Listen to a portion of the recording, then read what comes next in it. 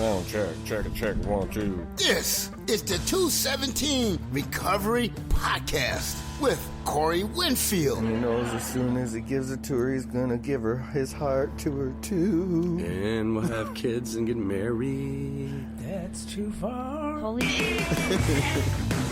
It's never too far. On a cold, wintry day, fall day, could be winter, from the studio of the apartment of the place where we live.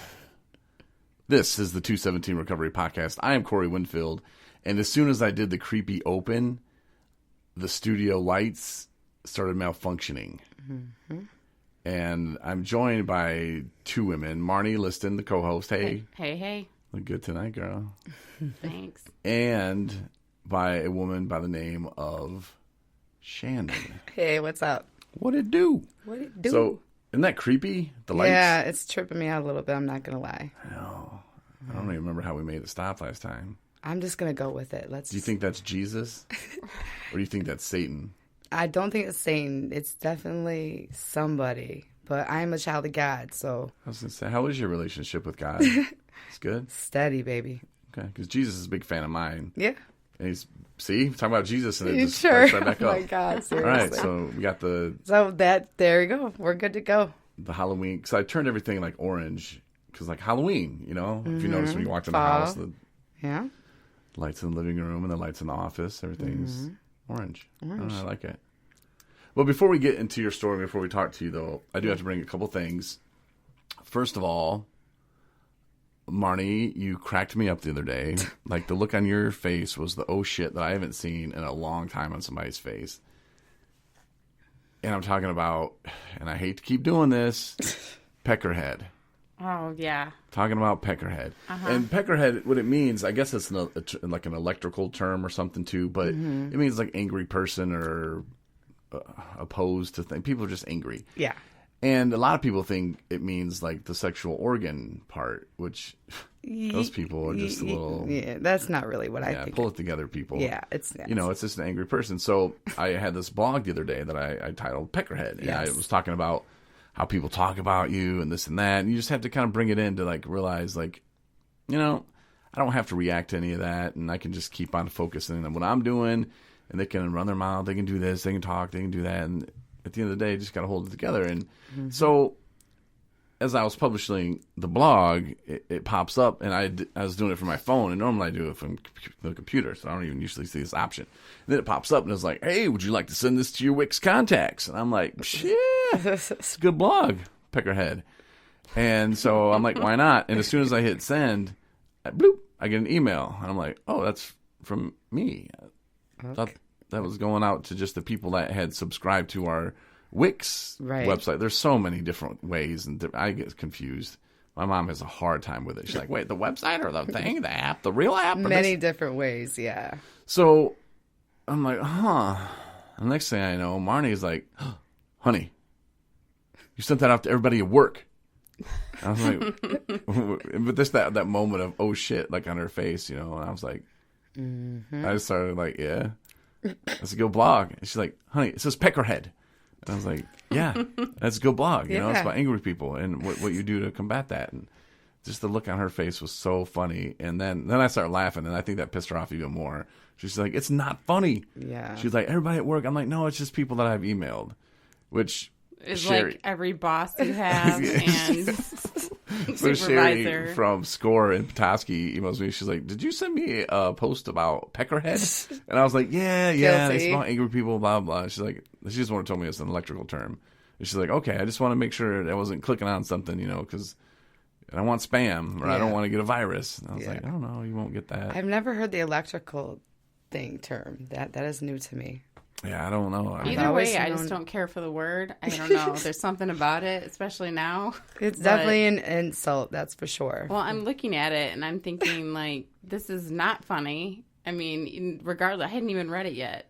But anyway, wasn't meant to be funny. He's laughing. And it was straight into the point. I enjoyed it. I read it. Yeah, Thank you. Straight and into I the said, point. this isn't funny. He's like, I don't think it's funny while he's laughing. So, I mean, it kind of was like... Anyway, it is a good vlog. It's a good vlog. I've done so much worse. Like, oops. You know, like those oh shit moments where you're like, ooh, no. Yeah, I didn't mean to. And I think, you know, I mean, it wasn't that bad. It's just because the title was Peckerhead. If somebody misunderstands that, that's on them. It's It not my could be fault. worse. It could always be It worse. definitely They need to get their mind could out of be the gutter. worse. Maybe they need to go read a dictionary. That's Figure out right. Yeah. Learn something.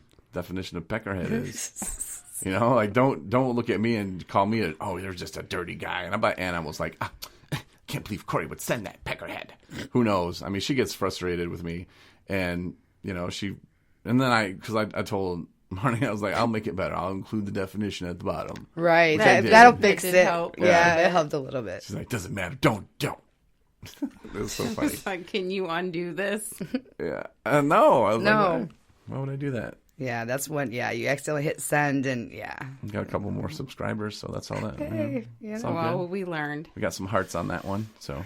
Yeah, that's a good one. And then, I don't know why, but Marnie likes to cry when she watches movies. And we should probably do this every week until Christmas now. We got into our first Christmas movie. Okay. Yeah. It's a little early, you guys, for Christmas movies. No, it's not. This is a good one. Okay. And this is on my top 5 list. It might have been number 1. It's up there. And it pulls at my heartstrings. It's The Family Stone. Have you ever seen that? I have not seen that one. Ton of people in it. Luke Wilson, Clara Danes, McDermott dude, Okay. Craig Okay. T. Nelson, Okay. Diane Keaton. Anyway, tons of people in it. Yeah. It's a good movie. Good actors. But it's so sad. And it chokes me up every time. Yeah. So this is from a woman who cries after Pulp Fiction or Reservoir Dogs. I can't talk. I cry at the commercials on TV for the animals, in the arms of the angel and all that. Yeah. But she cries after war movie, like just like murder I do. movies. She's I like cry in cries like movies. I'm a crier. like the Joker. She's crying at the end. I can't believe it. Well, because there was that one thing. Yeah. So it here's this happens. movie. I'm like holding them back, making noises like that, and Yeah. she's over there just vaping. Standing strong. Standing strong. Yep. And so I'm like, seriously, it's like waterworks going off, and it's like the 100th time I've seen the movie. I'm just like, oh my god. It's not even that sad. It's not. I did cry in it though. I Just didn't. one I think part you might of have it. sneezed or something, and you thought She there was got a tear something coming out, out. yeah, So she I don't got know. something out. I was so confused by that because I thought, the waterworks will be turning on. Nope. It's like you kept looking at me like, is she Waiting. crying? Like, Yeah. is she crying yet? She's like, Nope. "Can we get some popcorn up in here?" I'm like, Well, you'll have to try harder, I guess. Yeah. I don't know. It's just weird. But so, how did you like it though? The Family Stone out of 1 to 10.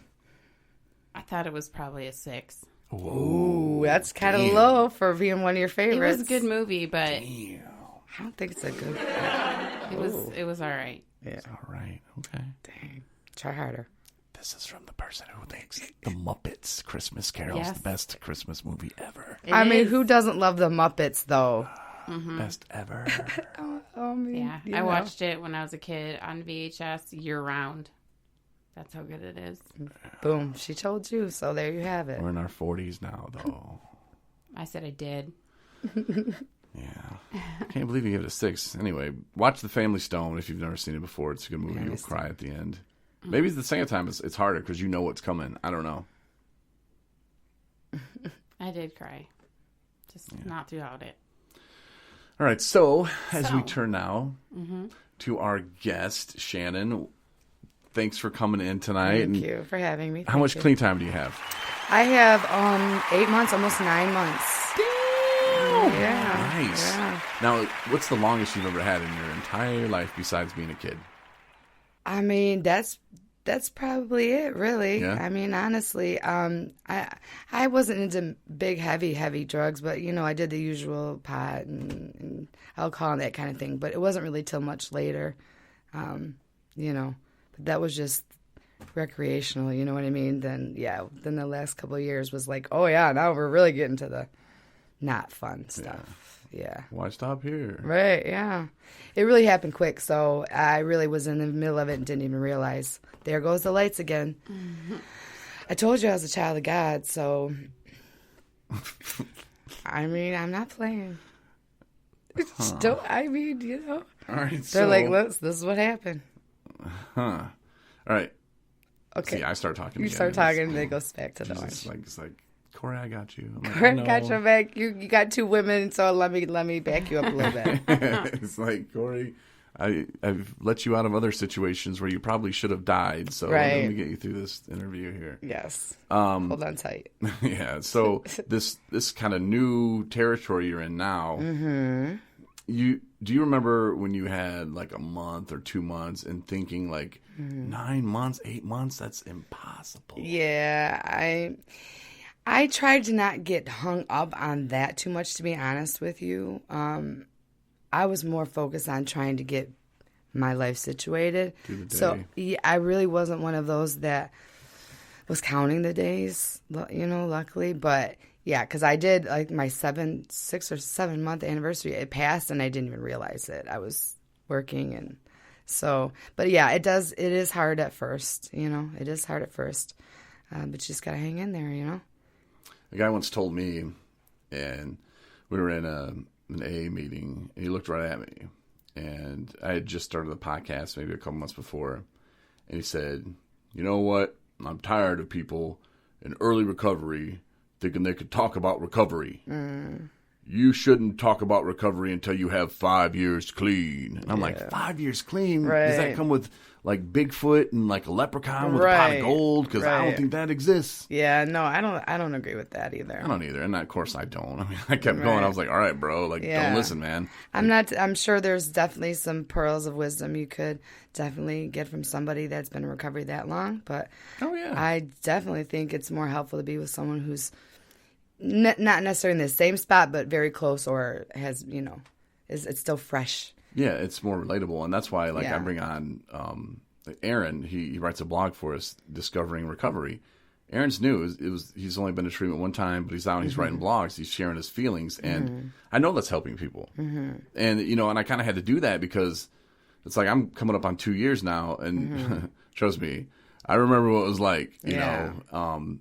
But there'll be a time where I'll just kind of move out of the early recovery realm. And there's nothing wrong with that. I mean, good God, I can't wait. Right. I can't wait to say, yeah, 20 years sober. Right, like, oh my right. God, that's going to be amazing. Yeah. But, to keep it fresh with people who are still early in recovery because, early recovery 20 years ago looked a lot different than it does today. Oh, definitely. There might have been the same drugs around, but they weren't laced with the same things. And it wasn't as widely accessible, Oh, and geez, yeah, it's crazy. It's ridiculous. so I think it's a lot different now. So yeah, I don't have a problem with talking with people in early recovery at all or giving them a voice. Yeah. Because what you're saying today, it's somebody's going to listen and go, that's amazing. Like she made it out of Corey's studio alive. And the devil Right, didn't kill her with the lights. Well, I mean, that's amazing. Right. For me, though, it was like, yes, I, had used drugs and dabbled drugs from the time I was 17.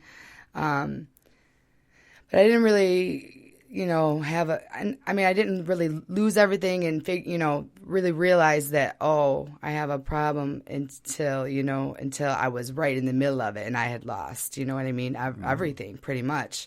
And so going into treatment, it was the first time I've ever been in treatment, and then the steps afterwards, transitional housing, that was the first, and hopefully, my plan, only one and only time that I'm going to go through this, but still having the, to being cognizant of, yes, I am still in early recovery, and things do pop up as strong as you can be and as determined, which I'm probably one of the most strongest determined women are out there right now. I'm not. I will accept nothing less than what I'm, striving for. But even me, I still have my moments and my, little issues like everybody else does. I'm not the queen of sobriety. You know what I mean? But Right. But I try. And I try to help people. So that's kind of why I wanted to come here, because I do think it is important.